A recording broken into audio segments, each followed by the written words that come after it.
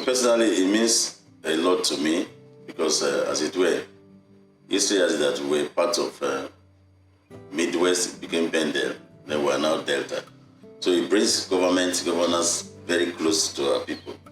So personally, I'm very happy because it brings about development, and also the needs of our people are easily sorted out when government is very close to them. So personally and also generally, it means the same thing to Delta. Then it brings about infrastructural development, very unlike when the state was Midwest and also Bendel. Government is closer to the people. People are heard quickly, and what they need is also attended to almost immediately. So the same thing that goes for me also goes for all Deltans, bringing government nearer to the people, and that has brought development to Delta as a whole.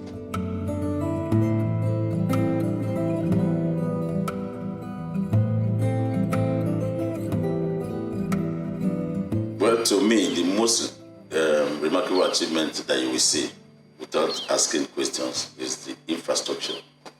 There's been a lot of changes in Delta State since it was created, since we left Bendel. If you go, you see it for yourself in the health sector, in the education sector, everywhere around. There's been development, remarkable changes, how it were. Like for example, in Asaba now, in 1991, I could recall that there were only two major roads in Asaba. Nebisi Road and the one coming from Buzo. But today there are so many other roads which are tarred, which are put in good use. Of course, forget about the flyover. The connectivity of all the roads now in the GRA, Upana was far different from where it was before. But now Asaba is in one place. So there are a lot of changes that have occurred in terms of infrastructure in the state. Then you talk about the educational sector. From one university, we have 4 universities in Delta State. So you see a lot of development in that sector. In the health sector, you see also a lot of hospitals have been built. We have 64 hospitals now. We have 11 zonal hospitals. Then we have 4 specialist hospitals in Delta State. So that's remarkable.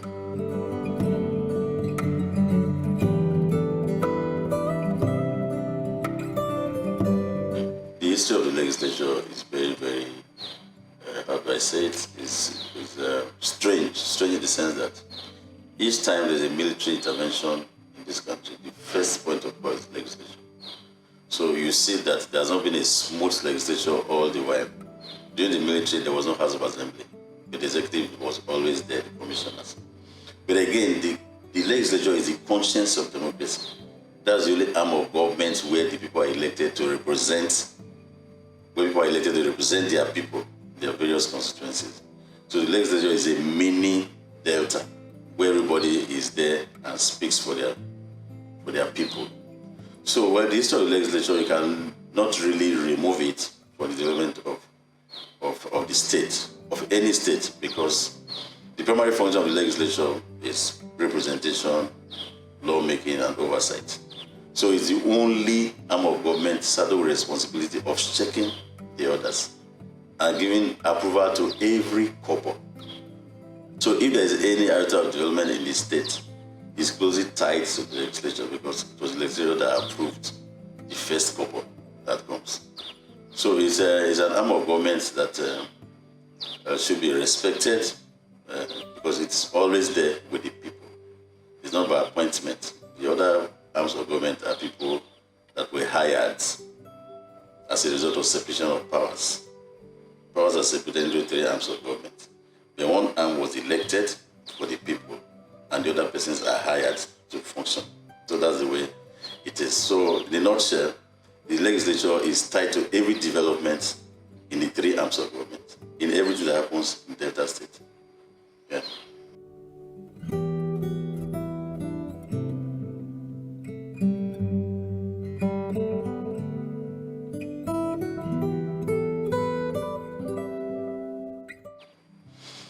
Yes, be that as it may, it is not cast in stone that offices must go around.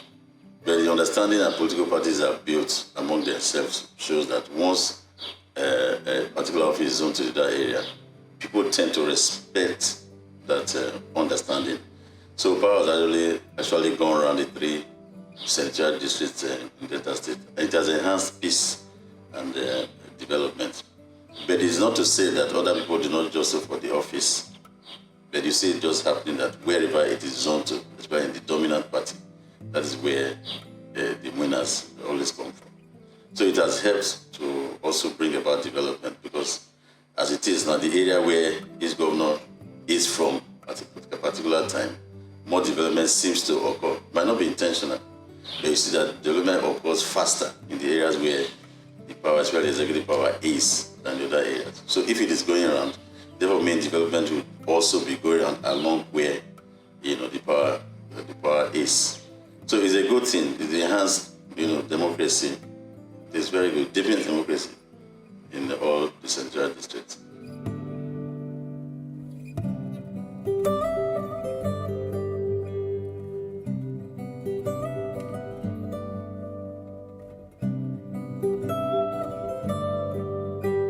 Well, if you say young people, you might not exactly narrow it down to a particular set of people, because there's some people who claim they are young at heart. So, but you are talking about a sector of the people, say between the age of this and that, they are able to say. But again, it does not immediately draw up what anybody is going to do. Like for this country now, you hardly see a president who is a young president. You see, it doesn't mean that growth is tied to a particular age group. So if you're talking about people who are all the same Gen Z now, it might be difficult for you to now say what they're going to do in the future because of generational change, paradigm shift. So what I think we should do is about to say, okay, which sector develops the state faster? But if you also want to prune it down to an age, or call them youths, we can also say, yes, the youths are the leaders of tomorrow. But I also use the opportunity to also call on the youths to show it. To show it. Because certain persons who call themselves youths, by lifestyle, if you use that to judge them, then of course the future is bleak. But again, there are some others who are also upcoming, who are also doing well.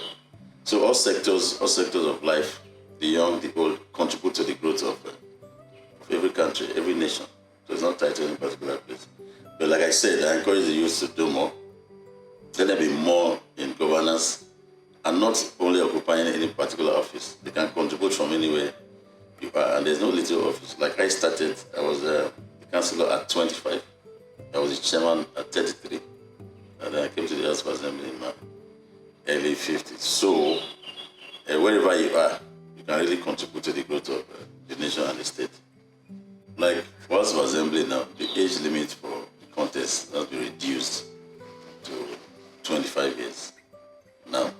So what that means is that younger people ought to come into the assembly, the process of lawmaking in their various states. And also the ones in the National Assembly also was brought down too.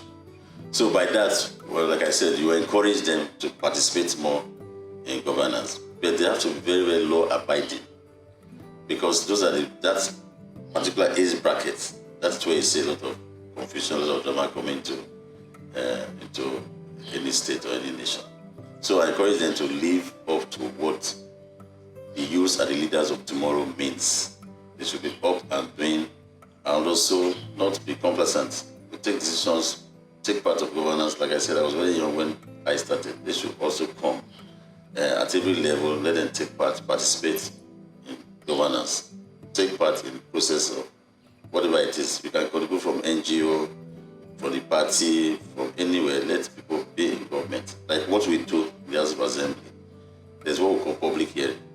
So if it is a bill that affects youths, that affects anybody, you have the opportunity of coming to share your opinion, so you are part of the law that will eventually become, the bill that will eventually become a law. So I encourage all the youths to come to participate in governance.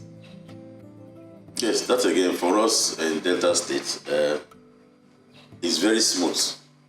The relationship between the executive, in fact, the all arms of government is very, very smooth. It's very, very cordial, and we like it.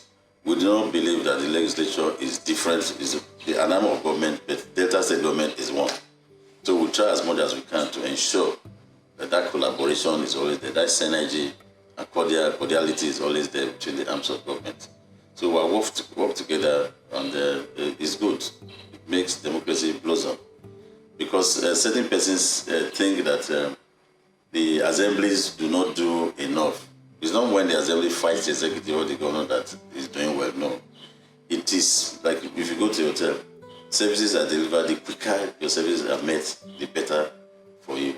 So the same thing with the assembly. As quick as possible that you do legislative intervention in anything that comes from the executive, it is better for the country, it's better for the state.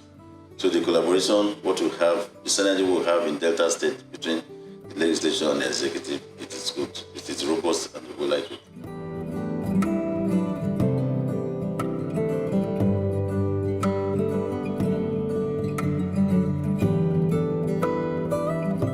Well, an era of renewed hope and also more. I encourage Deltans to be peaceful because it is only in the presence of peace that development can occur. The governor of Delta State has done very well to ensure that there is peace and stability. That has shown, because there is peace, has shown in the infrastructural development that is carrying on in all the central districts, in almost every local government. There's something to show that the governor is working. So I encourage Deltans to remain very hopeful and also to continue to support the government and the government projects. Pray for the governor, pray for us who are also in the assembly. Everybody is in one house. Everybody work together for the progress of Delta State. I want to seize the opportunity to congratulate the governor of Delta State, Right Honorable Elder Sheriff Francis Oborowori, on assuming 35th year of Delta State, President of Delta State, and also extend to the Speaker and my colleagues and also my constituents, congratulate them for being there for us, to vote for us, and also encourage them that they should be peaceful. Elections are coming. It's an election year. Everybody should be tolerant and also to ensure peace in all that they do. Congratulations.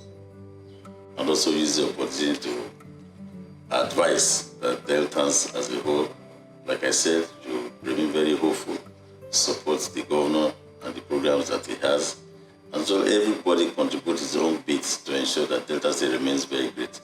Delta State is a model state, the second model state in Nigeria after Lagos State. Everybody is looking up to us for leadership.